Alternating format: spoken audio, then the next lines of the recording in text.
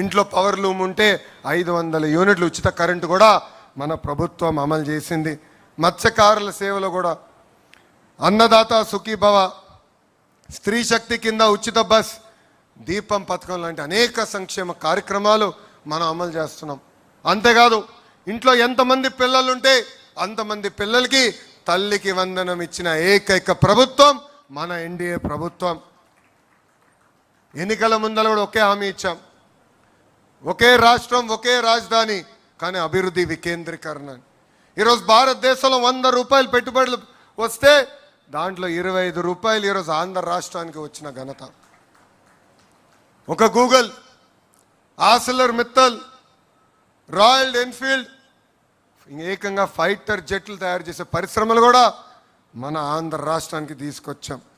ఈ సభాముఖంగా ఆ టీమ్ 11 క్యాప్టెన్కి నేను ఒక బంపర్ ఆఫర్ ఇస్తున్నా. డేటు టైం మీరు నిర్ణయించండి. సంక్షేమ అభివృద్ధి పైన చర్చించడానికి నేను సిద్ధం, మీరు సిద్ధమా అని అడుగుతున్నా. అభివృద్ధి సంక్షేమం హడావిడిలో పడిపోయి గత పాలకులు చేసిన విషయాలు మనం మర్చిపోతున్నాం. మనందరం చూసాం బలహీన వర్గాలపైన వాళ్ళు ఎట్లా దాడి చేశారు. ఎంతోమంది బీసీ, ఎస్సీ, ఎస్టీ, మైనార్టీ సోదరుల్ని వాళ్ళు చంపేశారు. వాళ్ళ అక్కని వేధించని అడిగినందుకు అమర్నాథ్ గౌడ్ని ఏకంగా కిరోసిన్ పోసి ఆనాడు చంపేశారు. ఇది మనందరం గుర్తుపెట్టుకోవాల్సిన అవసరం ఉంది. ఇంతేకాదు ఒక దళిత డాక్టర్ ఫేస్ మాస్క్ అడిగినందుకు సుధాకర్ గారిని చంపేశాడు.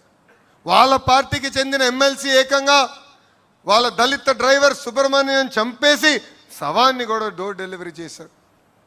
నంద్యాలలో అబ్దుల్ సలాం మొత్తం కుటుంబం కలిసికట్టుగా వైకాపా నాయకులు వేధింపులు మేము భరించలేమని కుటుంబం మొత్తం ఆత్మహత్య చేసుకుంది. వైకాపా నాయకుడు కూతురు కన్నా వాళ్ళ కూతురికి ఎక్కువ మార్కులు వస్తుందని మిస్బా తల్లిదండ్రుల్ని వేధించారు. అది తట్టుకోలేక బుక్లో రాసి మరీ ఆ రోజు ఆత్మహత్య చేసుకుంది మిస్బా. ఇవన్నీ మనం గుర్తుపెట్టుకోవాలి. ప్రజల్లోకి తీసుకెళ్లాల్సిన బాధ్యత నాయకులు, కార్యకర్తల పైన ఉంది. ఈ మధ్యన గొడ్డలి పార్టీ అంటే సైకోకి కోపం వచ్చింది. ఆ సైకోకి ఒకటే చెప్తున్నా, మాది గూగుల్, మీది గొడ్డలి, మాది ఫైటర్ జెట్స్, మీది ఫ్యాక్షన్, మాది కియా అవుతే మీది క్యాట్, మీది కిడ్నాప్.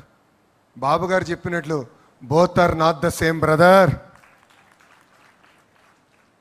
బాబాయిని చంపింది గొడ్డలతోనే కదా సైకో. సొంత తల్లిని చెల్లిని మెడబట్టి బయటికి గెంటేసింది మీరు కాదా?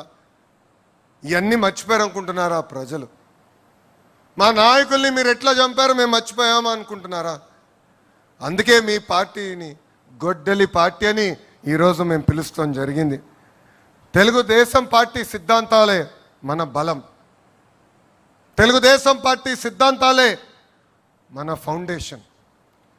మారిన కాలానికి సిద్ధాంతాన్ని కొన్ని సవరణలు చేశాం. మొన్న జరిగిన మహానాడులో 6 శాసనాలు మనం ప్రకటించుకున్నాం. ఎప్పుడు ఏ నిర్ణయం తీసుకున్నా ఒక్కసారి కళ్ళు మూసుకుని 6 శాసనాల గురించి ఆలోచించాలని ఇక్కడున్న నాయకుల్ని, క్లస్టర్స్ ఉన్న కార్యకర్తలకి నేను పిలిపిస్తున్నా.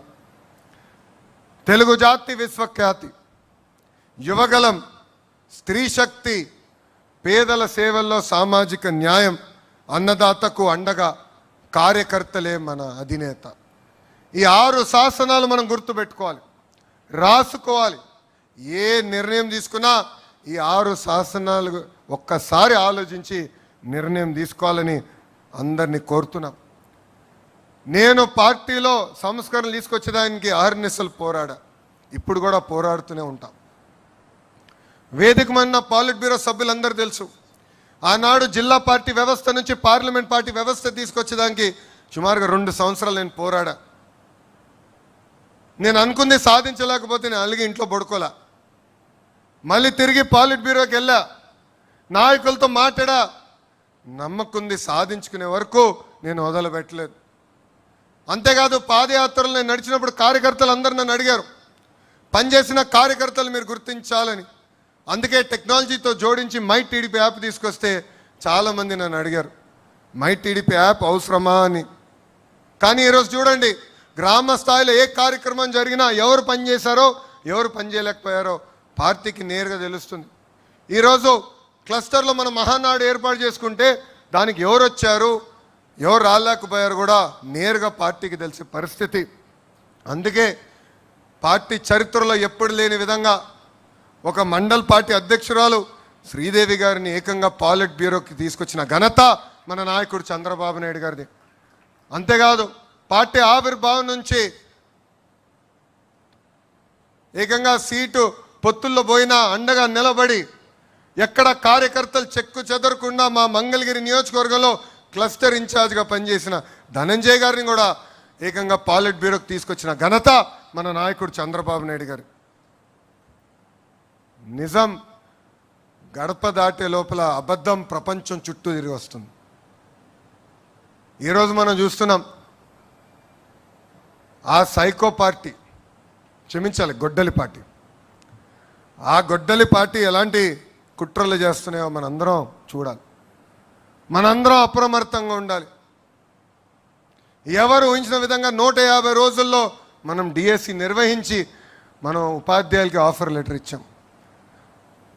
ఆ గొడ్డలి పార్టీ నాయకులు వెళ్ళి ఏకంగా 200 కేసులు మన పైన పెట్టారు.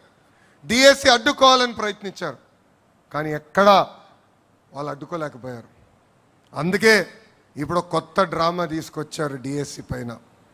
అందుకే చెప్తున్నా, సైకో నీది 10th క్లాస్ పేపర్ లీక్ చేసిన బ్యాచ్, నాది స్టాన్ఫర్డ్ హిస్టరీ ఉన్న బ్యాచ్. టీచర్ని లిక్కర్ షాప్ ముందలు నిలబెట్టిన ఘనత మీది. టీచర్ని సింగపూర్కి ట్రైనింగ్ పంపించిన ఘనత మాది. 5 ఏళ్ళలో ఒక్క